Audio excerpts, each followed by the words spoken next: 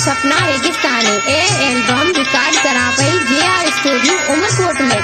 नरेश चंदर selection Jahangir पूनम चंद उमरकोट। बदइये माथे बिना ताड़ीनी बदइये माथे बिना ताड़ीनी किस्मत कहेली कई रे जिजल माहू तारो बारी थई।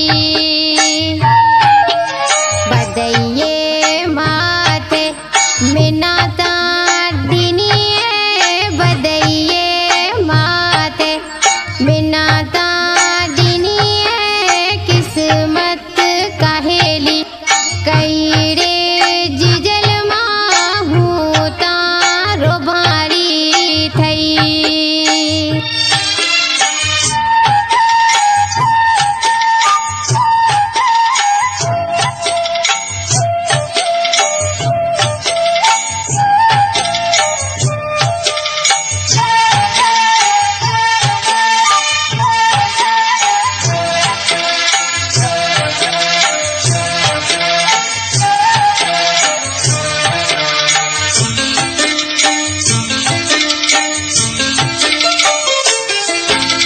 उठती बेसती न सासुड़ी बिढ़ती उठती बेसती न सासुड़ी बिढ़ती निरंदल करे को ठहिड़े जिजल माहू तारो बारी थई।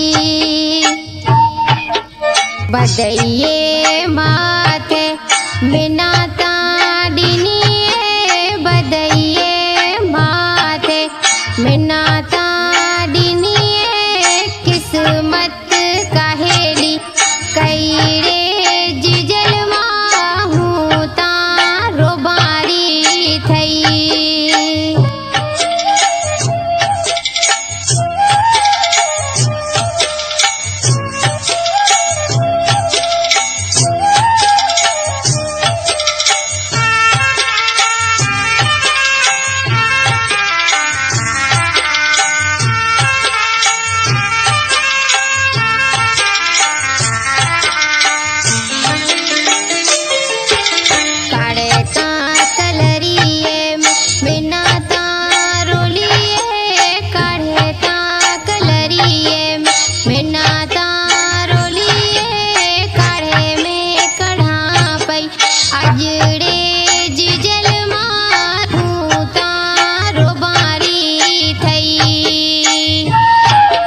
बदइये माथे बिना ताड़ीनी बदइये माथे बिना ताड़ीनी किस्मत कहेली कई रे जिजल माहू तारो बारी थई।